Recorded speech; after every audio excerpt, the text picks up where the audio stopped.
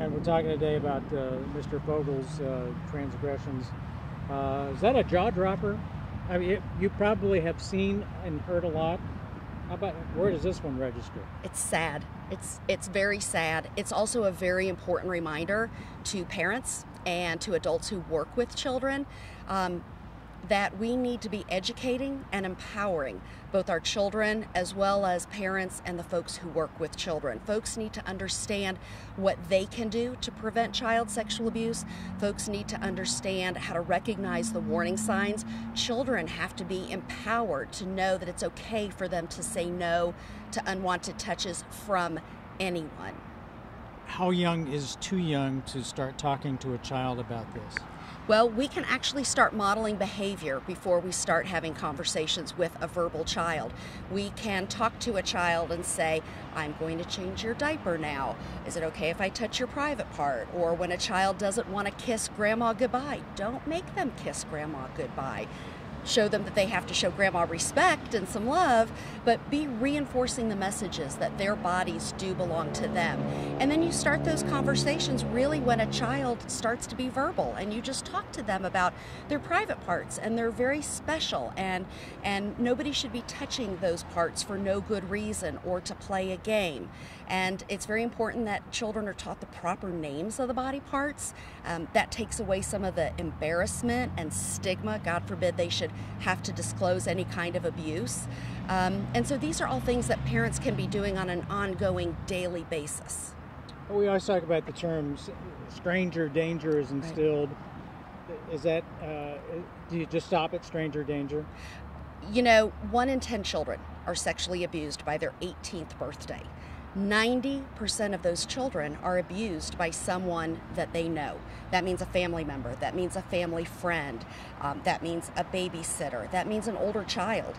And so we need to be teaching our community and our society that if we're going to protect our children, that means protecting our children, that no one is really exempt from that process or that protection. And so yes, we want our children to stay away from strangers. That's a very, very important message, but they also have to understand that they are allowed to protect themselves against people they know and people they trust. Not to get into the specifics of this, but in this case, Mr. Fogle wasn't a stranger, but he was using everything, wasn't he? Including electronics. He's using all the tools of the trade. Child pornography and paying to have sex with minors is all part of child sexual abuse.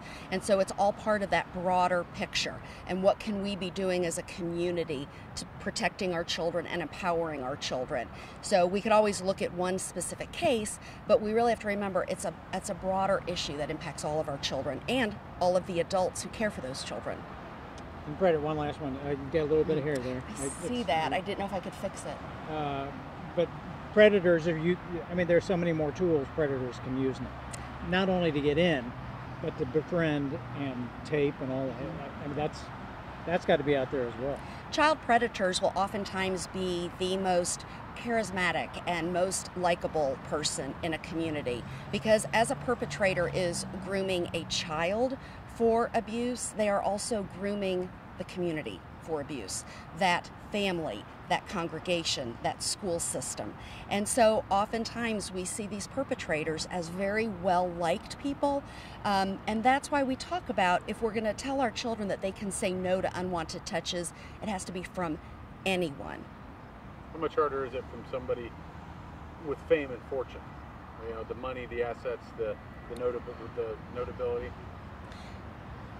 You know, there's such a psychology to child sexual abuse. Children are manipulated by fear.